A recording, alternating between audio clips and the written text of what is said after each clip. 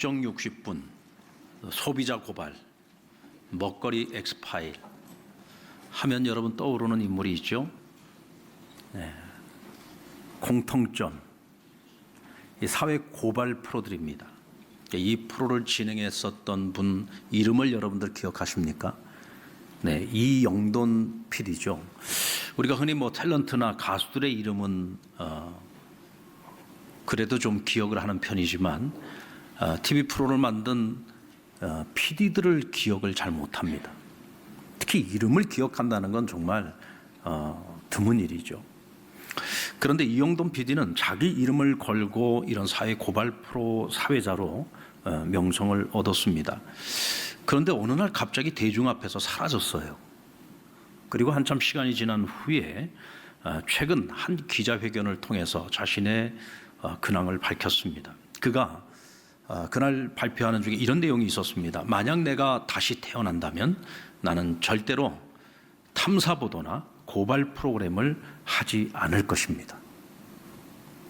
그는 사회 고발 프로를 통해서 큰 인기를 얻었고 명성을 얻었는데 만약 내가 다시 태어난다면 절대로 그런 프로를 맡지 않겠다는 거죠. 2007년에 시사 고발 프로인 소비자 고발이라고 하는 프로를 진행하면서 우리가 잘 아는 탤런트 김영애 씨의 사업체 제품인 황토팩에서 쇳가루가 나왔다라고 보도를 하게 되면서 김영애 씨 사업에 큰 타격을 입게 됩니다. 그리고 두 사람 간에 5년 동안 참 긴 시간 동안 서로 법정 공방을 하게 되죠. 그런데 대법원에서는 김영애 씨의 손을 들어준 것이 아니라 이영돈 PD의 손을 들어주었습니다. 그리고 사실 이 쇳가루 파동은 허위 보도였던 것이 판결이 나기도 했습니다. 그럼에도 불구하고 대법원에서 이영돈 그 PD의 손을 들어주었던 이유는 그가 맡고 있던 프로가 공익 프로였기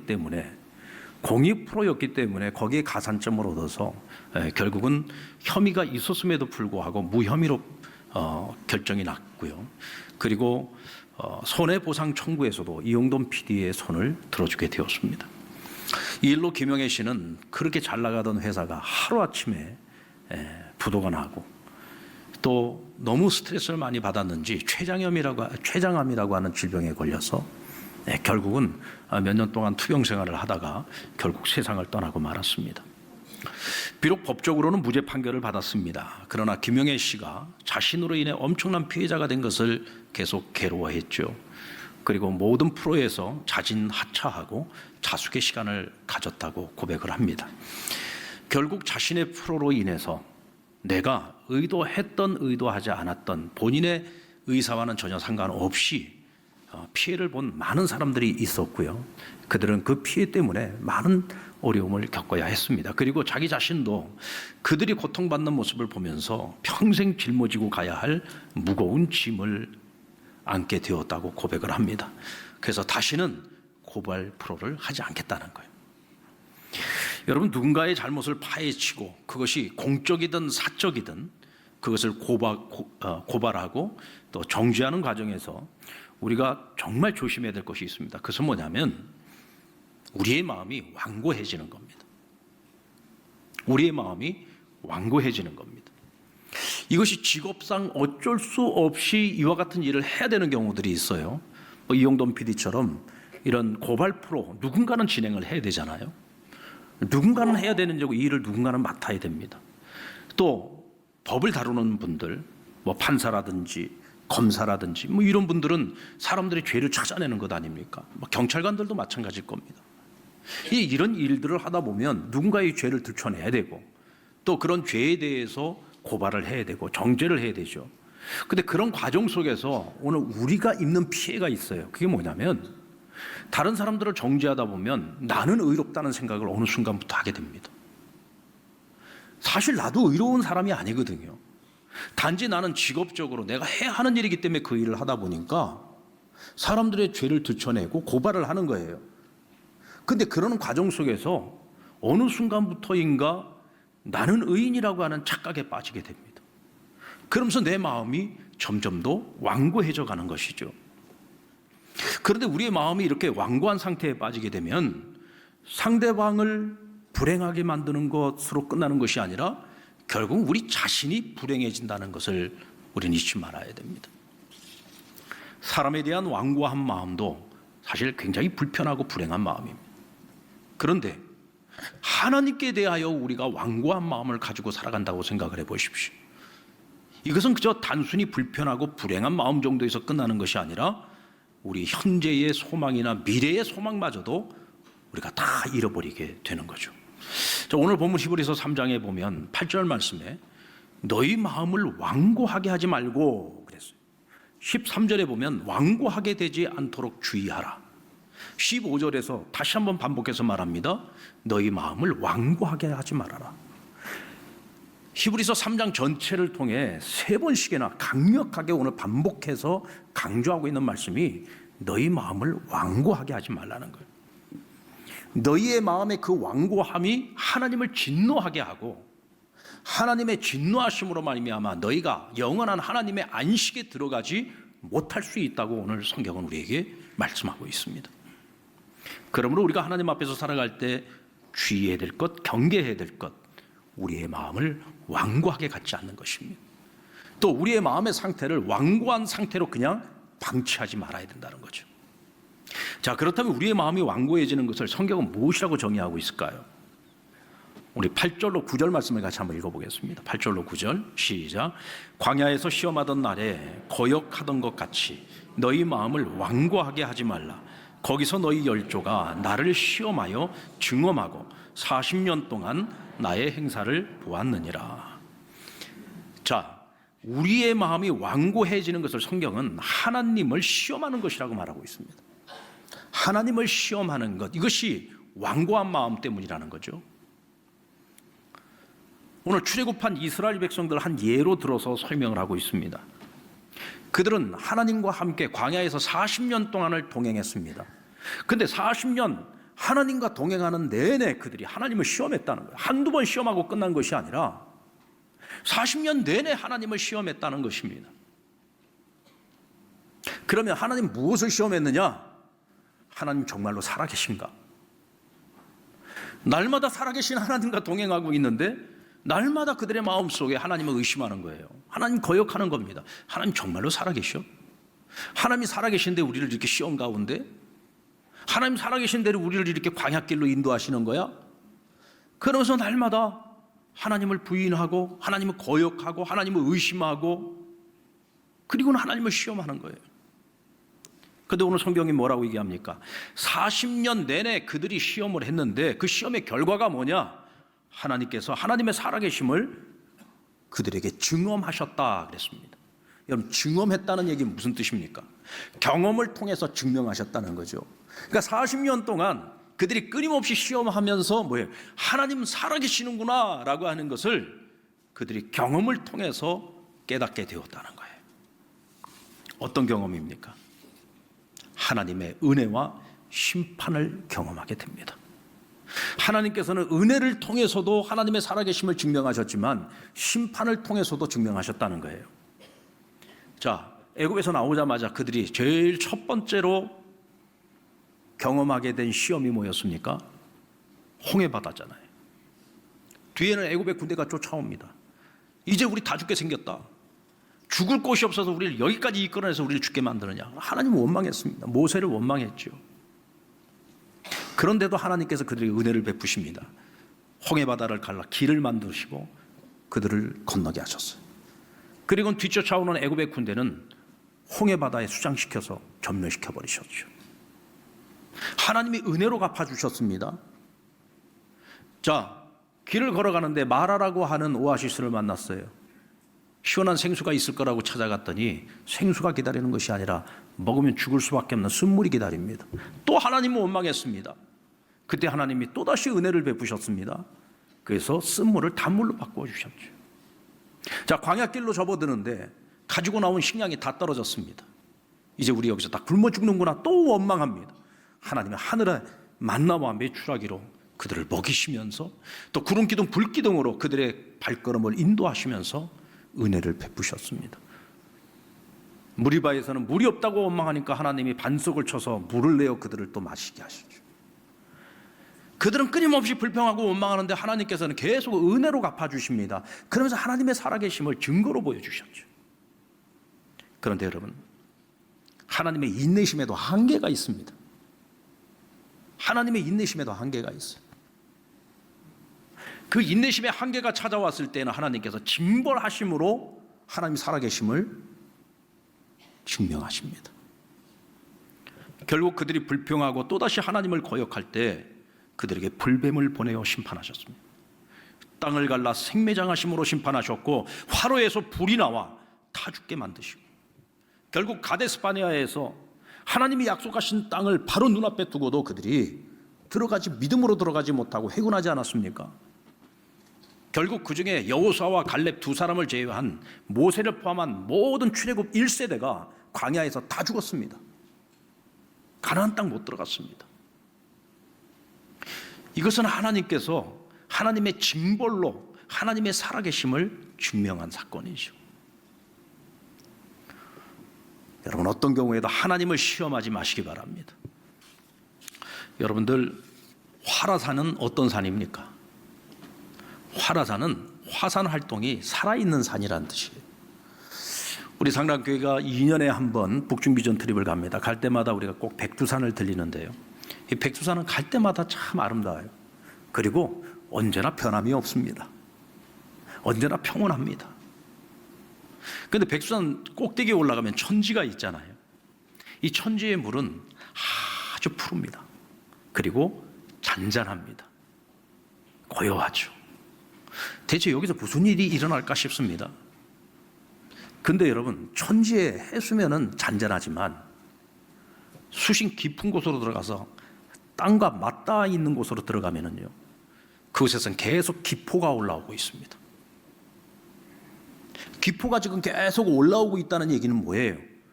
그 밑에 마그마가 지금 계속해서 활동을 하고 있다는 겁니다. 시뻘건 용암이 그 물밑 땅속 깊은 곳에서 계속 부글부글 끓고 있다는 얘기입니다. 많은 지질학자들이 말하지 않습니까? 언젠간 터질 것이다. 지금 현존하는 화산들 중에서 어떻게 보면 이 화산이 터지는 그 순간에 그 파괴력이 가장 막강한 파괴력이 백두산이 될 거라고 얘기를 합니다. 이것은 거의 핵폭탄보다도 더 무서운 재앙을 불러올 수 있는 화산이라고 이야기를 하죠. 지금도 우리가 가서 보면 너무 평온합니다.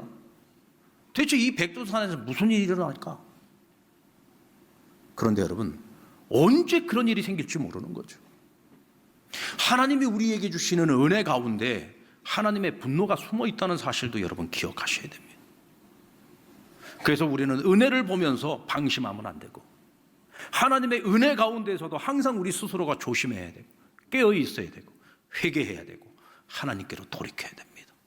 아멘입니까?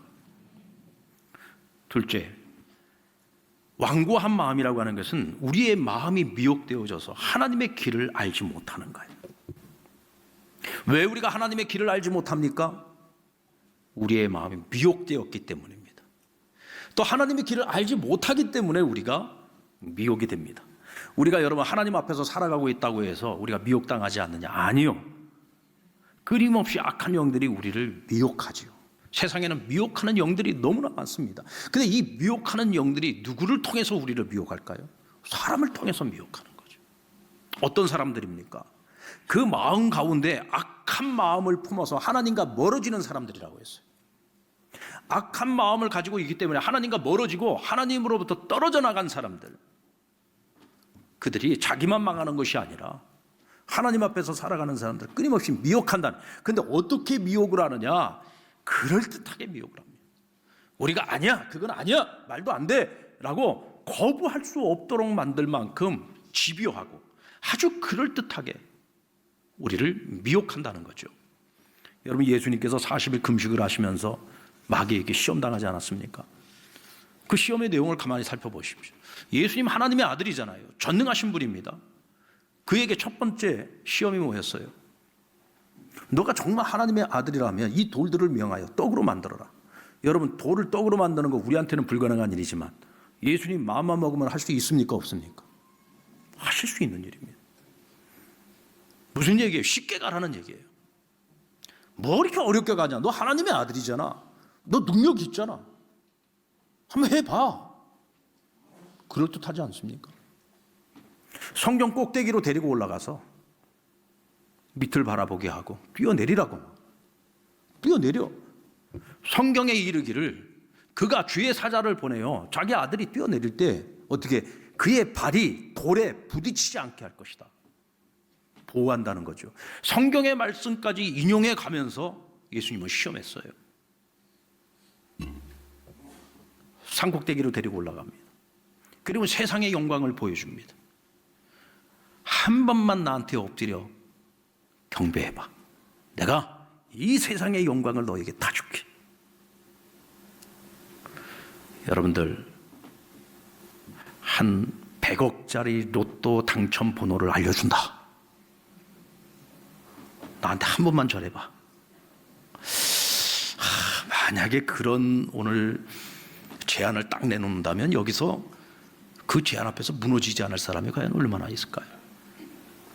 근데 여러분, 세상 영광을 다 주겠다는 거예요. 예수님 그 시험에 넘어지지 않았습니다. 왜냐하면 하나님의 길을 정확하게 알고 있었기 때문입니다. 하나님은 정해놓으신 그 길을 어떤 경우에도 번복하지 않는 분이라는 것을 주님께서 너무나 잘 아시기 때문에 타협의 여지라는 것이 없습니다. 그러니까 미혹되지 않는 것입니다. 하나님이 원하시는 그 길을 걸어갑니다. 내가 가야 할 그 길이 뭐냐? 빠른 길, 쉬운 길, 편하게 가는 길 아니에요. 십자가의 길입니다. 내가 죽어야 모두를 살릴 수 있는 길입니다. 여기에 타협의 여지가 없어요. 다른 길이 없습니다. 그것을 너무나 잘 알고 있죠. 그러니 어떤 말로 미혹을 해도 흔들리지 않습니다. 왜냐하면 예수님은 언제나 하나님 아버지 앞에 신실하시기 때문입니다. 신실하시기 때문이죠. 여러분, 우리의 마음이 완고해지지 않으려면요, 우리의 마음이 신실해야 됩니다.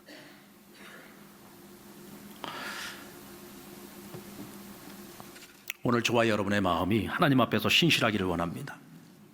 우리 3장 1절 말씀에 보면 우리가 믿는 도리의 사도이시며 대제사장이신 예수를 깊이 생각하라. 예수를 깊이 생각해봐라. 그리고 2절에 보면 그는 자기를 세우신 이에게 신실하기를 모세가 하나님의 온 집에서 한 것과 같이 하셨다 그랬어요. 자, 우리의 대제사장 되신 예수 그리스도를 깊이 생각을 해보면 그 깊은 생각 끝에서 우리가 만나는 예수님은 어떤 분이냐? 2절에 그는 신실하시다. 자기를 세우신 분에게 신실하시다. 그러면서 한 예로 모세를 예로 들었습니다. 그러니까 예수님의 신실하심과 모세의 신실하심이 같다는 거예요. 그러면 모세는 사람으로 하나님의 아들이 아니라 그냥 한 사람으로서 그가 어떻게 신실했는지를 우리에게 보여주죠. 하나님께서 그를 부르시고 당신의 종으로 삼아서 출애굽의 지도자로 삼을 때 모세는 자신의 사명을 깨닫는 그 순간서부터 하나님 앞에 철저하게 순종했습니다. 그리고 마지막까지 순종했죠. 40년 동안 그 말 안 듣는 백성들을 이끌고 그들 지도자 노릇을 했습니다. 얼마나 힘들었을까요? 그 힘든 시간들을 다 보내고 모압 평지에 이르렀을 때 바로 눈앞에 그동안 40년을 꿈꿔왔던 가나안 땅이 바로 눈앞에 있습니다. 근데 하나님께서 뭐라고 하셨어요? 스탑, 너 여기까지. 너 수고했어. 그건 너 가나안 땅에 못 들어가. 너 무리바에서 내가 못 들어간다고 약속했지. 그냥 해본 소리 아니야. 너 못 들어가. 너 여기서 정리해. 그리고는 그의 후계자인 여호수아를 지도자로 세우고 그에게 모든 리더십을 이양하게 했습니다. 여러분 같으면 어떻게 반응하겠습니까? 모세는 받아들입니다. 하나님 아버지, 당신의 뜻이 그렇다면 받아들입니다. 리더십을 이양했습니다. 여호수아가 이 백성들, 이 말 안 듣는 백성들을 이끌고 가나안 땅 들어가 그 땅 차지할 수 있도록 모든 준비를 다 했습니다. 다시 하나님의 말씀을 받아서, 그게 신명기 말씀 아닙니까? 다시 그 백성들에게 하나님 말씀을 선포하고 하나님 말씀을 지켜 행하라고 간곡히 부탁하고 그들을 들여보냅니다. 그리고 모세는 무덤도 없습니다. 대체 어떻게 죽었는지도 성경은 기록하고 있지 않습니다. 그냥 조용히 역사의 뒤편으로 사라졌습니다. 여러분, 이것이 순종입니다. 이것이 신실함입니다. 하나님의 계획과 하나님의 길이 내 마음에 맞지 않아도, 원치 않아도, 동의가 되지 않더라도 하나님이 언제나 옳다는 것을 인정하고 그분이 이끄시는 대로 순종하며 따라가는 그것이 뭐냐? 믿음의 길인 겁니다. 그게 믿음의 길입니다. 왜? 언제나 하나님은 오르시다. 그것을 인정하면서 그 길을 따라가는 것이 믿음인 것입니다. 모세는 그렇게 순종했습니다. 예수님께서도 죽음의 길을 피하고 싶었습니다. 너무 고통스러운 길이니까 십자가의 길을 피하고 싶었습니다. 그러나 아버지의 뜻이 너무나 분명하다는 것을 그는 알았기에, 언제나 하나님 아버지 앞에서 신실했기에 내 뜻대로 마옵시고 아버지의 뜻대로 행하시라고 마지막 십자가에 달려 임종하시기까지 마귀가 그렇게 시험을 하는데도 끝까지 이겨내시고 인류 대속의 길을 열어주셨습니다. 사랑하는 여러분, 예수님도 모세도 어떻게 그 길을 끝까지 걸어갈 수 있었을까요? 여러분, 모세가 40년 동안 이스라엘 백성들과 같이 하는 동안 그 마음이 어땠을까요? 좀 심한 말이지만 아마 썩어 문드러졌을 것 같아요. 그 마음이 너무 말을 안 들으니까, 그 백성들의 마음이 너무 완고하니까, 그 완고한 백성들을 이끌어 나가다 보면 자기 마음도 완고해지지 않겠습니까? 내가 원튼 원치 않든 내가 이 백성들, 이 말 안 듣는 이 완고한 백성들을 이끌고 가나안 땅까지 가야 되는 것이 나의 사명이란, 이 사명을 완수하기 위해서는 어떤 경우에도 내 마음이 완고해지면 안 돼요. 그러니까 그 마음을 다스릴 수 있었던 거예요. 그러니까 그 백성들을 위해서 자기 생명을 걸고 기도할 수 있었던 겁니다. 여러분, 혹시 아직도 하나님을 시험하고 계십니까? 더 이상 시험하지 마십시오. 빨리 회개하십시오. 빨리 하나님께 돌아오십시오. 버릴 거 빨리 버리고, 정리할 거 빨리 정리하고, 하나님과의 바른 관계 속에서 하나님이 주시는 부드러운 마음을 통해 날마다 하나님의 은혜를 누리며 사시기 바랍니다. 불순종하고 있습니까? 그렇다면 사명을 위해서 살아가십시오. 사명을 붙들고 순종하고자 노력할 때 성령님께서 우리를 도와주실 것입니다. 피차간에 서로 권면하십시오. 여러분, 어떤 경우에도요, 서로 고발하지 마세요. 서로 다투고 서로 비방하지 마십시오. 제가 노예를 섬기면서 보니까 노예 안에서도 이런저런 고발 사건들도 있고 참 그래요. 이 참 보면서 예수 믿는 사람들이 이게 지금 무슨 짓을 하고 있는 건가? 너무 가슴이 아파. 하나님 보실 때 얼마나 가슴이 아플까 싶어요. 절대로 우리는 그러면 안 됩니다. 그저 우리가 용납하고 서로 용서하고 그저 피차간에 사랑하고 서로 권면하면서 받아들이고 수용하고 낮아지고 우리가 섬기고자 하면, 여러분, 그런 가정, 그런 교회, 그런 직장, 그런 공동체가 얼마나 행복해지겠습니까? 우리가 그렇게 여러분 부드러운 마음 가지고 행복해지면요, 나라도 행복해질 겁니다. 이스라엘이 왜 망했습니까? 그들이 그 완고한 마음 때문에 망했잖아요. 근데 그들이 망하고서 바벨론의 포로로 끌려가 70년 만에 돌아올 때 하나님 약속하신 것이 뭐였습니까? 너희의 마음 속에 그 완고한 마음을 내가 제거하고 너에게 부드러운 마음을 주시겠다고 했습니다. 그 부드러운 마음을 주었을 때 그들이 예루살렘에 돌아와 하나님이 원하시는 새로운 예루살렘을 건설할 수 있었고 다시금 나라가 부흥하게 된 겁니다. 사랑하는 여러분, 오늘 우리의 부흥이 결국 나라의 부흥으로 이어지지 않겠습니까? 오늘 저와 여러분이 우리 안에 있는 완고함을 제거하고 하나님이 주시는 부드러운 마음으로 하나님께 견고하게 붙들려서 영원토록 하나님이 주시는 은혜를 누리며 살아가는 저와 여러분 될 수 있기를 주의 이름으로 축원합니다.